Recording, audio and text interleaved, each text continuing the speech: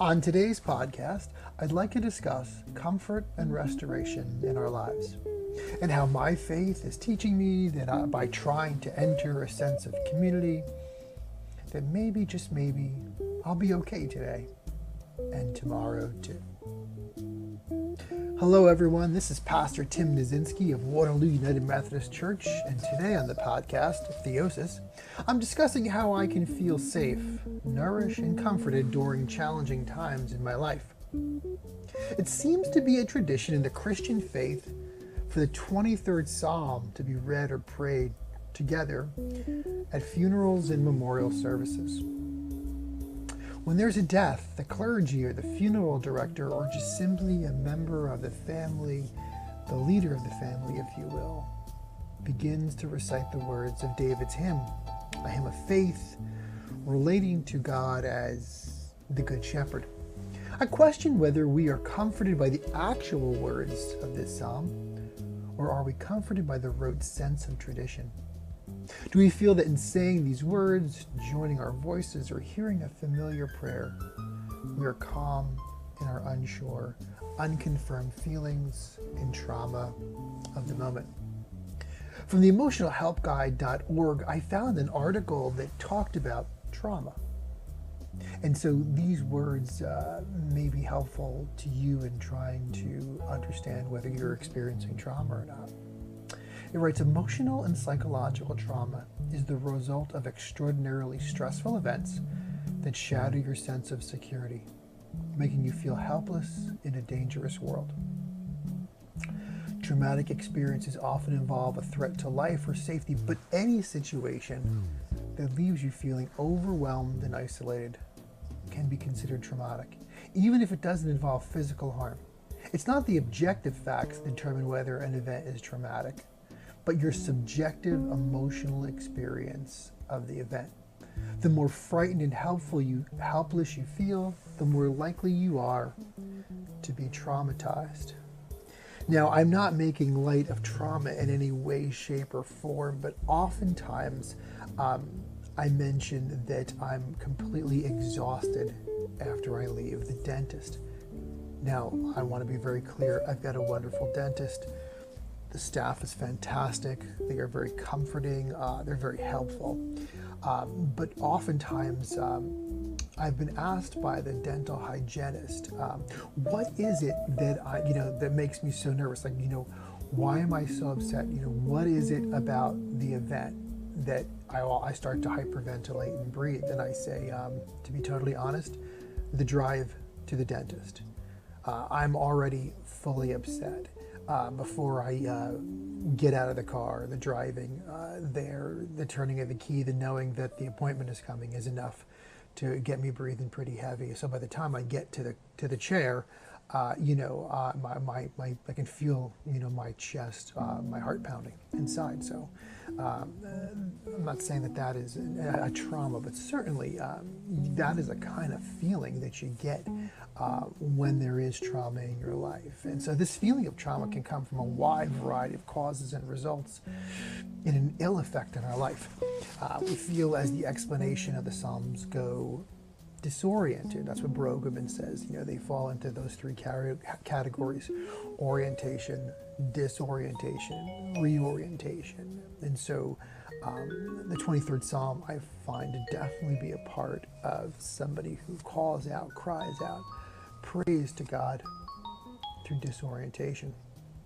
I think it's also because we see the world, when we're traumatized, as going on business as usual. Our hearts are pounding, our faces are flush, our palms are sweaty, we're sad, we're broken, we have headaches, we're sleepy, and at times it seems like the rest of the world is unchanged. We're not in step with them, and nor are they in step with us. We're out of rhythm, and the same circuit that other people are operating on is not flowing for us. Trauma does not have to be just a result of a death, but other experiences that make us feel out of control. The article I described earlier references a traumatic experience as something that's unexpected.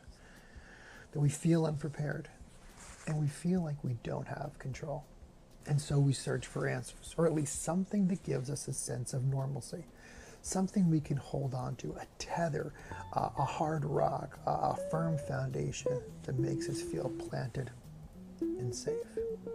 And so as I reviewed that article about trauma, it gave a multitude of steps, and I'm not going to go over all the steps, and nor am I even from here try to make you understand that I'm not circumventing the grieving process. But I thought that as I evaluated and assessed, I was prayerful about the 23rd Psalm. One of the steps that I thought it addressed was simply don't isolate. And so helpguide.org says you don't have to talk about the trauma, but connecting with others doesn't have to mean that you have to talk about every single piece. In fact, for some people, that can just make matters worse. So comfort comes from feeling engaged and accepted by others. So at some level, repeating a familiar song, a prayer, or Bible verse connects us with others, engages us, and gives us a sense of familiarity. I don't know who selected the 23rd Psalm. There's some history that it is from the Anglican Church and that it was from the Book of Common Prayer, but it certainly provides a sense of those components in the repetitive words. It creates images in our minds that gives comfort to our hearts, a sense of connection to others, and peace. And so when that first person begins, "The Lord is my shepherd," there is a sound that resonates with us. There is a knowledge that other people are speaking with us, for us, and around us in our time of grief, in our time of sorrow, in our time of trauma. And so the Lord is my shepherd is that first line, and a shepherd is someone who engages in caring for a group of sheep. This is exactly what we need when we're under stress. We want to know and feel that someone is caring for us. The collection of voices that resonates around us is a reminder that people are surrounding us. They are present with us. They know our needs, and they want to be a part of helping us through this difficult time.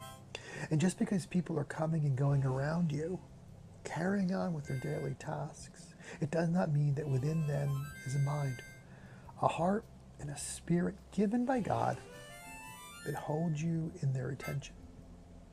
When I look at somebody, I cannot tell what's on their mind. I cannot tell what's on their heart. But in carrying forth a life, knowing that they are connected to you, outward appearances may not give you the total picture of deep within them that they are praying for you, they love you, they care about you. And so our faith is an invitation to be a part of community, and that community recognizes who you are and to whom you belong. The shepherd walks with you and sends others to demonstrate that love. There is someone who genuinely loves you in good times and bad, suffering and success. The next line, or one of the next lines in the 23rd Psalm, reads this way. It says, "He makes me lie down in green pastures." And this is an example of rest we find in being together. You don't have to do it all. There are people who are going to ask you, what can I do? And it's hard to come up with the answer. And so maybe, just maybe, being aware that somebody wants to help and being aware that help is available is simply enough. And when we isolate, it leaves no space for others to be beside us, to give us comfort and attention. And the attention is in presence. The presence that others can call you or hug you or rub the side of your arm. Anything that feels like the cool, soft grass of a pasture is what we need. A place to just land for a little while. Lie down in a green pasture. Be still. Know that there's safety in a space. You're good. Another line is, "Even though I walk through the darkest valley, I fear no evil, for you are with me." In every part Every moment is a part of the healing process after the trauma or suffering or pain. I remember as a child being so afraid of the dark. A space that was perfectly safe when others were around was a runaway terror at night when I was by myself. And the feelings of not being alone is sometimes just enough to move a scary place to a safe place. The comfort of the words and the feeling of closeness in lonely places is the heart of this line of the prayer. Another line is, your rod and your staff, they comfort me. Now, this is an important piece of the psalm because it may be very misunderstood. I grew up here on the East Coast. I've never carried a rod nor a staff. I have never shepherded any animals. I have never really had any animal that probably needed to quote unquote be shepherded.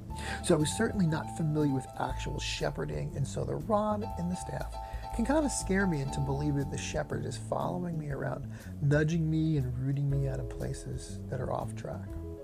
However, while I was at seminary, I met a Midwesterner who clarified that shepherds lead from the front of the flock.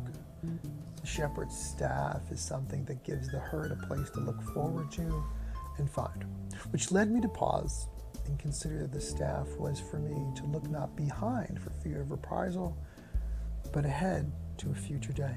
The feeling that this journey is on an arc bending toward good and peace is comforting. And hearing those words from others surrounding me saying the same thing that I'm saying to myself feels good. I can look at something besides the pain and the suffering to welcome and supportive, friendly faces, a comforting smile, a presence that people love and care for me in a very deep way, and that I am not, never alone. That's the rod and the staff, and they can be comforting. You prepare a table before me in the presence of my enemies. I don't think this has to mean in the sense of real enemies. I think that negative stress is an enemy. Sadness holds a feeling of an enemy. I think that loneliness can be an enemy. I think an enemy is anything that saps our energy, makes us feel unworthy, anything that makes us feel like we have no value and exist only to be conquered. That may be a person, an experience, the loss of a loved one, or another trauma. And so in the midst of our pain, we are reminded that we are loved. I often speak to people about death and dying, and they describe how they want to be surrounded by their loved ones when they pass. I think this is such a beautiful image. And I also think it's an image that we all can desire in our lives, to be close and connected directly and or indirectly by our loved ones. That when we're in pain, hurting and suffering, people are still thinking about us, loving us, and on our sides. They may not be surrounding our bed and holding our hand, but they still are surrounding us, and they still love us. There's no distance, no gap, no space that can contain the love of a heart. A call, a note, a letter, and presence that we are not forgotten is the table of love available in our hardest moments. Surely goodness and mercy shall follow me all the days of my life, and I shall dwell in the house of the Lord my whole life long. Each time I hear this psalm, the final lines seem to be louder as a crescendo of voices, confirming their knowledge of the prayer and the belief in its truth. This closeness is honored in these ways. This support and oneness is held sacred in these words. Your value now and always are wrapped in these words. It's Howard Thurman, author in his book, Meditations of the Heart, which I really have been enjoying, that I read this and I thought that's exactly what this means. He writes, when the awareness of God comes in, how he entered, one does not know. One is certain that he, or God, has been there all the time. This assurance is categorical and becomes the very core of one's faith. Indeed, it becomes more and more one's faith. And that is that real sense, I think, we feel in that last line of the 23rd Psalm. I want to be sure that we understand that the 23rd Psalm and our closeness does not shortchange again the grieving process. I think our connection is a healthy part of wholeness and holiness. And these words today are a part of not the totality, are a part of, but not the totality of your restoration, of our restoration. The house of the Lord is found within the loving hearts of friends and family. The kingdom of heaven is now and is near and is in eternity. We are all a part of God's goodness, and I pray this day that you are aware of that in every moment of your life. In reflection, I think that there is a combination of reasons why the 23rd Psalm is recited at funerals. There is a richness to its words. There is a great hope in so many lines, and there seems to be comfort throughout. Besides formal prayer, I notice common stories hold a similar place when we get together at memorial services and funerals. I also deeply believe that as humans, we hunger for connections, hunger for something that is shared and holds meaning in our lives. I'm reminded of those conversations where a person finishes a sentence, and with great joy, you have communicated way more than the line from a movie, that comes from that movie, that stands in that poem, or the importance that a novel holds dear in your heart. When somebody connects with you, when somebody finishes the line of a story that you held together so many years ago, or a song or a stanza, or that last line in that novel, like I'm saying, there's a deep sense of safety and restoration. A few words can bring all our paths from all over into one shared road, even for the briefest of moments. Yes, we join our voices in common words and ideas. Our hearts join in a human condition of needed connection and shared experience. And maybe the 23rd Psalm can hold that for us. I believe that this is God's greatest desire, for us to be in union, to feel connected, to not be isolated. And so I pray this day that you experience a little of this, Theosis.